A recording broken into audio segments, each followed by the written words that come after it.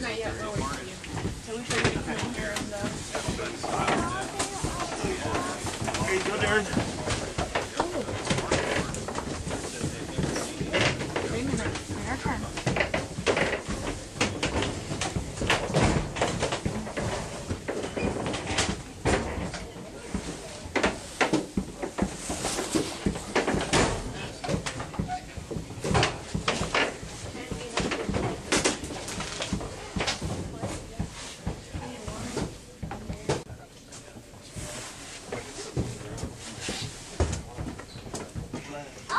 There's so many people in here. He said he's not going to come out.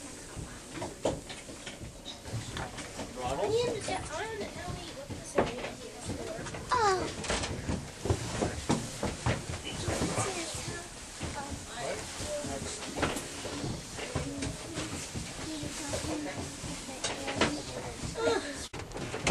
Quick video of what this looks like.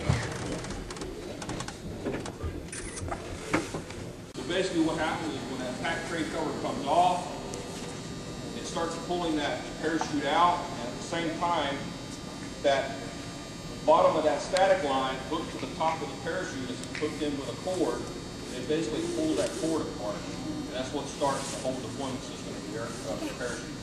Less than 4 seconds. Now there was basically during World War II, there were 2 types of parachutes used. During the early part of the war, there were white parachutes used, and they were made out of silk. Everybody knows that during World War II, silk was at a premium. They went to another material called a nylon twill, which you can feel what a nylon twill is up here. Nylon twill and silk is it breathes very easily. It has a very good porosity. Basically what happens is it lets air pass through very quickly.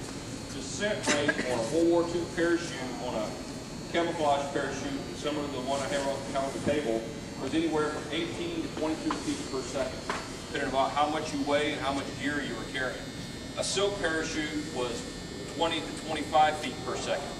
Okay, so you're actually coming in pretty hard. You can equate with landing under a parachute like that about jumping off a 10-foot ladder. So these guys, they were young, they were tough, they were able to do that, but it hurt. It hurt. It hurt coming out the door because of the prop blast, and it hurt when you landed. But they did it anyway. Now, fortunately for us, Chris and I, we're not 18 or 19 years old anymore. Chris is 50 or 60, I forgot how old he is. We have to get up and go to work every morning, so our parachutes are a little bit less forgiving, a little bit more forgiving than what they jumped in World War II. Our descent rate is anywhere from 14 to 18 feet per second, depending upon body weight. I've jumped a T-7 canopy, and I've jumped a 28-foot flat circular canopy, and it rattles your teeth when you come out. Now, everybody's heard of the thing called the prop blast, okay? So basically what would happen, we'll go back, paratroopers coming up to the door. Basically in World War II, they were trained that once they stepped out the door, they put their left foot on the sill, the door sill, they kick out with their right foot, and the thought process was as soon as they came out that door, the prop blast and everything is going to turn them this way. Plane is going normally about 90 to 100 knots. That was their standard standard speed for an airborne drop.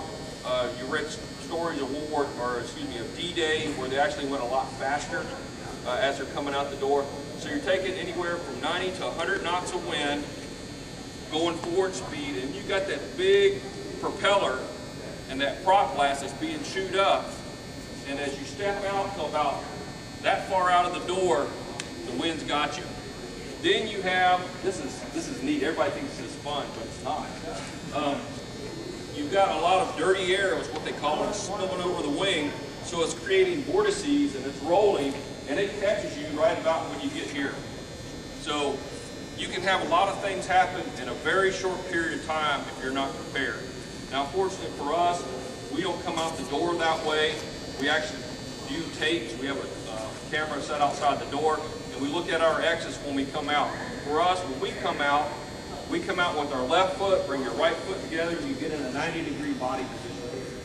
Basically, if you're in a good body position, as you're coming out the door, you're in the clean air right here, and you're driving a stream of air right down the aircraft. Now, people say, don't you ever worry about hitting that? Physics. It's a beautiful thing. We have an Army ex-Special Forces guy who did some physics formula for me, which that totally bogged my mind that he knew how to spell physics, much less speak it. But it is physically impossible to hit this thing. It is physically impossible, because what's the first thing that happens when you come out that door? You're dropping. Okay? You're dropping. You've got a 15-foot static line that's carrying you out. So you're basically coming out like this. There's no way you can get hooked up in that. You can hear it as you go past. Yeah, you can hear it. And you can see it. You can see it when you're coming past, but there's no way of you getting hit by that thing. Now, they did have some problems early on.